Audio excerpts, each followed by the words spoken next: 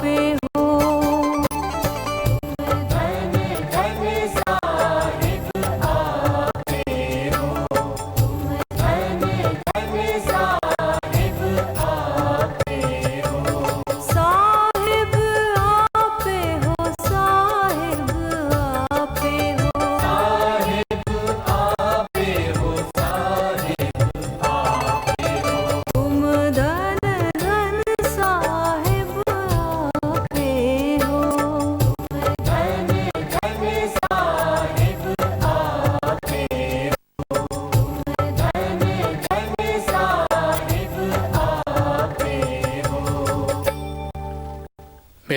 प्रिय आत्मन, सहयोग में आज भीखा साहब का एक पद लेने जा रहे हैं।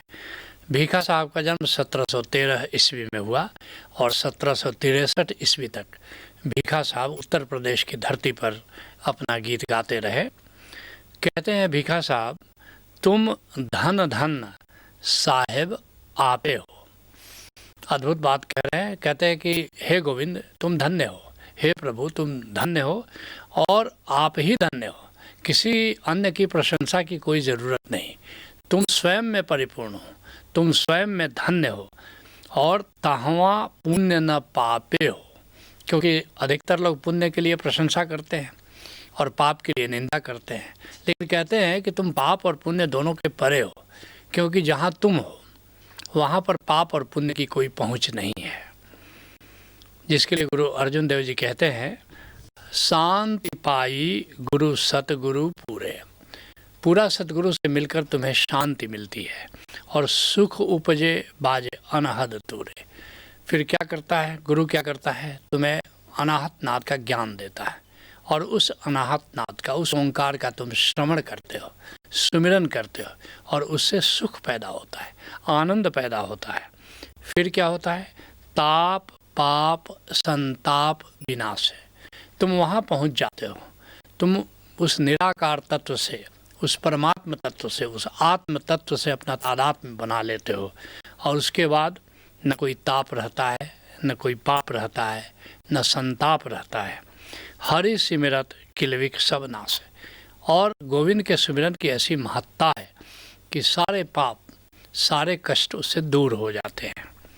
कहते हैं भीखा साहब, जत निर्गुण तत सरगुण। अद्भुत बात कह रहे हैं।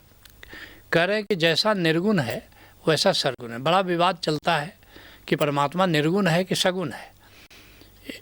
कुछ लोग मानते हैं कि वे निर्गुण है और जो भी सगुण अवतार आते हैं, कृष्ण का अवतार हो कि राम का अवतार हो, ये विष्णु के अवतार हैं।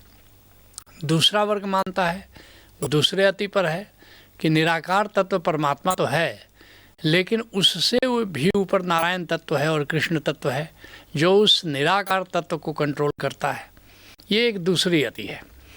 और तीसरा जो मध्य में व्यू है वो ये है कि वास्तव में ये जो निराकार निर्गुण परमात्मा यही है, लेकिन जो भी विष्णु हो, ब्रह्मा हो, शिव हो, माना कि ये बड़ी लहरें हैं, लेकिन लहर लहर ही है और कोई भी आकार उस निराकार का अवतार नहीं हो सकता। और मेरे देखे ये मध्य की दृष्टि ठीक है, लेकिन ये भीखा साहब, चरणदास, ऐसे कुछ संतों की परंपरा में सगुण और निर्गुण को एक बराबर का महत्व दिया जाता है। इसी में तुलसीदास जी भी आते हैं। लेकिन अब अध्यात्म बहुत आगे बढ़ चुका है, इसमें नाना प्रकार के प्रयोग हो चुके हैं। पास्ट लाइफ रिग्रेशन में शिवलोक, ब्रह्मलोक, विष्णुलोक की महत्ता को समझा जा सका है। तो मूल दृष्टि, अत्याधुनिक जो आध्यात्मिक दृष्टि है वो यही सत्य है, सत्य दृष्टि है कि पूरा निराकार अस्तित्व परमात्मा है, लेकिन अस्तित्व को चलाने के लिए, सृष्टि को चलाने के लिए उसने ब्रह्मा, विष्णु और शिव तत्व बनाए हैं। ये सब उनके निर्माण है और निश्चित रूप से ये उसके पर्याय नहीं हो सकते। फिर भी आओ भीखा साहब की दृष्टि को समझते हैं। जत निर्गुण तत सरगुण। जैसा निर्गुण है वैसा सरगुण है। दोनों में कोई छोटा बड़ा ऐसा नहीं कहा जा सकता। जिसके लिए तुलसीदास जी कहते हैं, अगुण सगुण दुई ब्रह्म स्वरूपा। निराकार और आकार ये ब्रह्म के दो रूप हैं।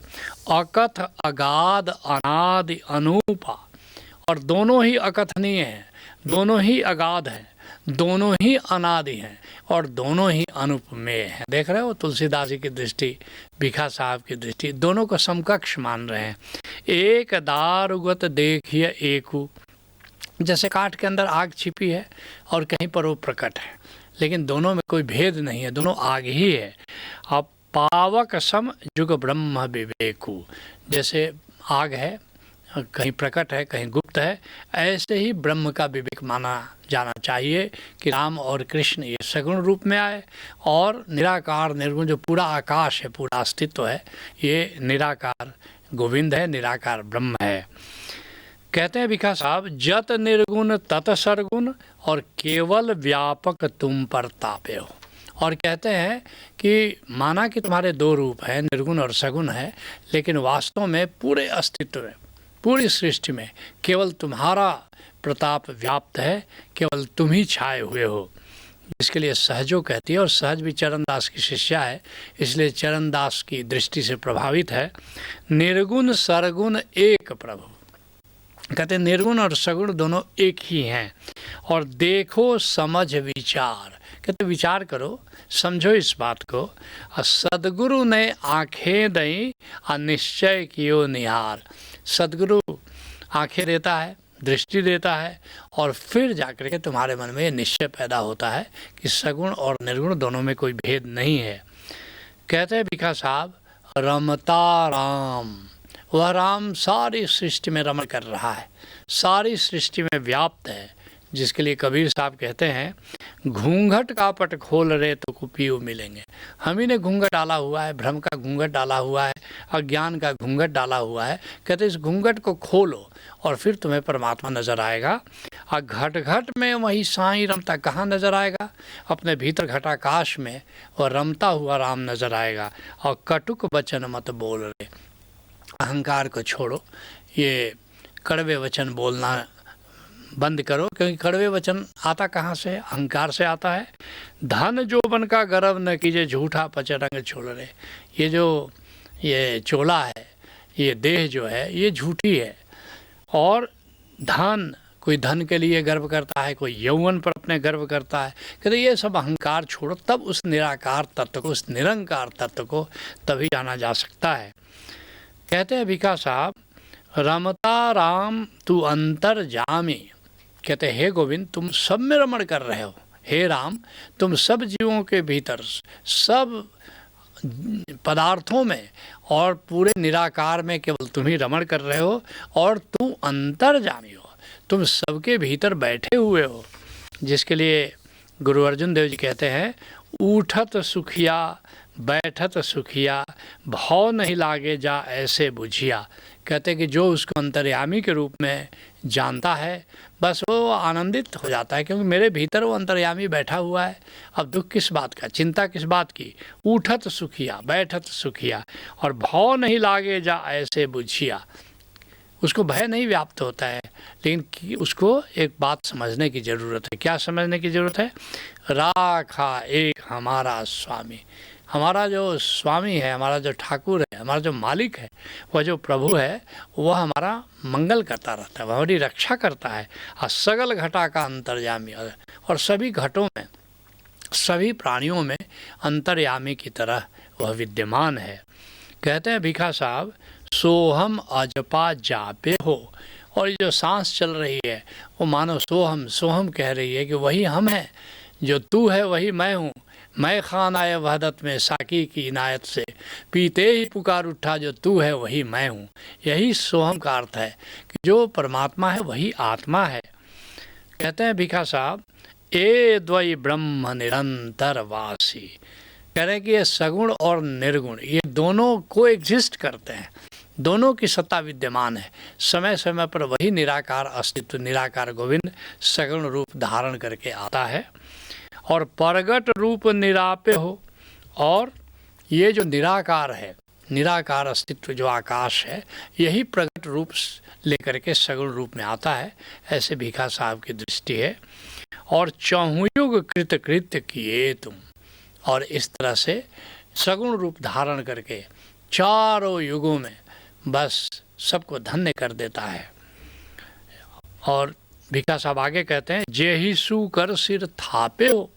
कहते हैं अद्भुत धर्म के स्थापना के लिए क्या क्या रूप नहीं धारण करता है, क्योंकि जो 10 अवतार है विष्णु को, ये सगुण और निर्गुण को एक मानने वाले लोग उसको परमात्मा का ही अवतार मानते हैं। और कहते हैं कि तुमने शुक्र तक का रूप ले लिया धर्म की स्थापना करने के लिए, जिसके लिए चरणदास कहते हैं। और मैंने जैसा बताया कि चरणदास, भिखा साहब और चरणदास के जो शिष्य परंपरा है, वो सब सगुण और निर्गुण को समकक्ष मानती है। तो चरणदास कहते हैं, हे जग के करतार तेरी कहा स्तुति कीजिए। कहते हे जग का निर्माण करने वाले, हे सृष्टिकर्ता, तुम्हारी स्तुति मैं किन शब्दों में करूं? तू ही एक अनेक भयो है अपनी इच्छाधार। तू ही एक से अनेक हो गया है, अर्थात सारे रूपों में तू ही विद्यमान है और तू ही सिरजाए और तू ही पाले। तुम ही सृष्टि का निर्माण करते हो, तुम ही उसका पालन करते हो और तू ही करे संहार, और अंत में प्रलय भी तुम ही लाते हो जब सारी सृष्टि समाप्त हो जाती है। और जित देखूं तित तू ही तू है, कहते तू सर्वव्यापी है। जहाँ मैं देखता हूँ, जहाँ मेरी नज़र जाती है, वहाँ तू ही नज़र आता है। और तेरा रूप अपार, कहते तेरा जो रूप है वो अपार है, उसका पार नहीं पाया जा सकता। तू ही राम नारायण तू ही, और तू ही कृष्ण मुरार। देख रहे हो, कहते हैं कि राम तू ही बनकर आया, नारायण तू ही बनकर के आया और कृष्ण तू ही बन करके आया है। साधों की रक्षा के कारण युग युग ले अवतार, और संतों की रक्षा करने के लिए तुम ही हर युग में अवतार लेकर के आते हो। गीता का प्रसिद्ध वचन है, यदा यदा ही धर्मस्य ग्लानिर्भवति भारत अभ्युत्थान अधर्मस्य तदात्मानं सृजाम्यहम्। संतों की रक्षा के जब जब धर्म की हानि होती है, अधर्म बढ़ता है, तब तक परमात्मा तब तब अवतार लेकर के आता है। तू ही आदि और मध्य तू ही है, कहते तू ही आदि में तू ही था, मध्य में तू ही है और अंत तेरा उजियार। अंत में जब सारी सृष्टि का विलोप हो जाएगा तभी तुम ही बचोगे। कहते हैं भीखा साहब, भीखा शिशु अवलंब रावरो और तुम ही माया मम खापे हो। कहते हैं मैं तुम्हारा बच्चा हूँ और तुम्हारी माया मुझे खाए जा रही है, बड़ी परेशान कर रही है, इसलिए हे गोविंद अब तुम ही रक्षा करो मेरी। जिसके लिए पलटू साहब कहते हैं, हमता ममता को दूर करे। ये मेरा और मैं, हमता मतलब मैंपन, ममता मतलब मेरापन, इसको हटा देना है। और यही तो मूल जंजाल है जी, यही हमें गोविंद से दूर रखती है। और चाह अचाह को छोड़ देवे, यही सहज स्वभाव की चाल है जी। न तो अब कोई चाह रहनी चाहिए, न चाह के त्याग की ज़रूरत है। बस बड़ा सरल जीवन, एक सहज जीवन, एक प्राकृतिक जीवन की ज़रूरत है। और उस प्राकृतिक जीवन को अपनाकर गोविंद तत्व को जान करके हम निश्चित रूप से संत तत्व को उपलब्ध हो सकते हैं। तुम भी किसी कामिल मुर्शिद से जुड़ो, उसे नाम तत्व को जानो, नाम के सिमरन में जियो, एक सहज जीवन जियो और संत तत्व को उपलब्ध हो जाओ। यही सहज योग है। हरिओम तत्सत। मित्रों नमस्कार। ओशोधारा के 6 दिवसीय कार्यक्रम ध्यान समाधि में आइए और परमात्मा के ओमकार स्वरूप को स्वयं के भीतर पहचानिए। प्रभु को जानने का सरलतम उपाय है ध्यान समाधि। विस्तृत जानकारी हेतु संपर्क करें 9671400196 अथवा 9671400193। क्या आपको याद है कभी हरी घास पर नंगे पांव चलना, जाड़े की ठंडी ठंडी रातों में आग तापना, वन्य जीवों को खोजते हुए घूमना, बचपन में आह्लादित होकर कोयल की कुहू कुहू सुनना? यदि इन सारे अनुभवों को आप फिर से सदा के लिए जीना चाहते हैं तो आपके लिए ओशोधारा प्रस्तुत करती है उमंग प्रज्ञा, एक 3 दिवसीय अनूठा कार्यक्रम जिसके बाद आप अनायास ही गा उठेंगे। क्या उमंग है, क्या तरंग है, ये जिंदगी है क्या, एक उड़ती पतंग है। ओशोधारा के समाधि कार्यक्रम सहज योग पर 6 दिनों के 14 समाधि कार्यक्रम नाद, नूर एवं परमात्मा के अन्य विविध आयामों द्वारा 84 दिनों में 84 लाख योनियों से मुक्ति। परंतु कैसे? आइए जानिए ओशोधारा के समाधि कार्यक्रमों के द्वारा।